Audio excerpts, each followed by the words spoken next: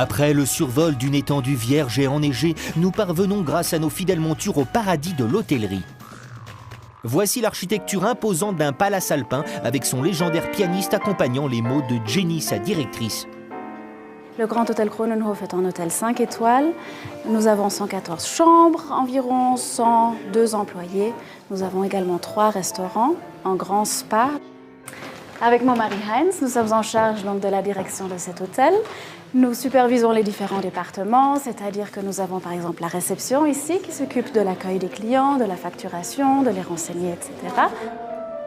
Quand on dirige un tel établissement, il faut superviser la gestion du personnel, rendre le séjour des clients inoubliable, créer des offres touristiques alléchantes, servir le champagne avec tact, entretenir la piscine, régler les jacuzzis sur la bonne bulle.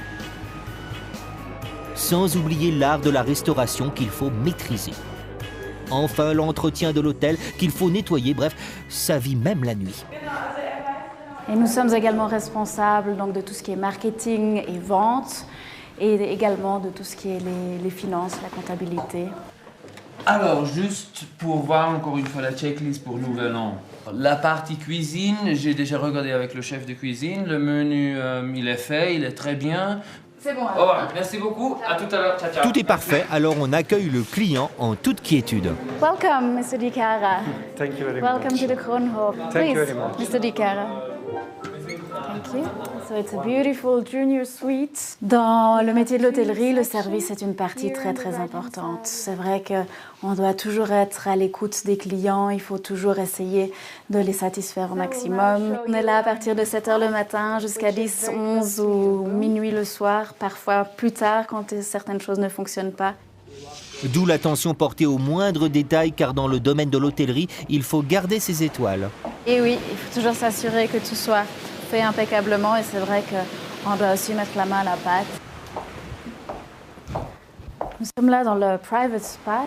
Autrement dit, un centre de remise en forme conçu par Jenny avec un bassin olympique et d'autres surprises pour se relaxer.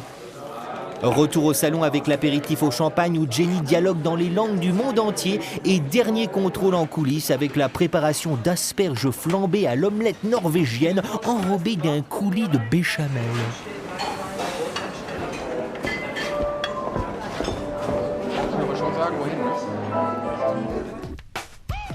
Nous sommes à Paris où l'Arc de Triomphe trône orgueilleusement place de l'Étoile. Rentrons dans le vif du sujet, précisément dans ce club dont Mathilde est la responsable événementielle. Elle organise des avant-premières pour le 7e art, mais également des soirées pour les grandes sociétés. Bonsoir.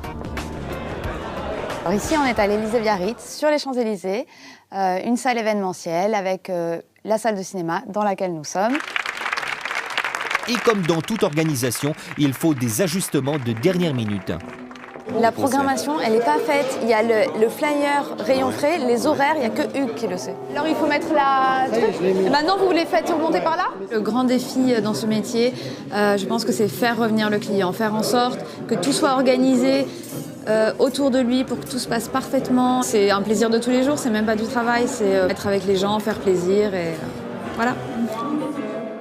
L'hôtellerie et les professions de l'accueil, une activité qui s'exerce sous de multiples formes, du manager d'hôtel aux produits de luxe en passant par la créatrice d'événements pour le plaisir de ceux et celles qui viennent se lâcher près des Champs-Élysées.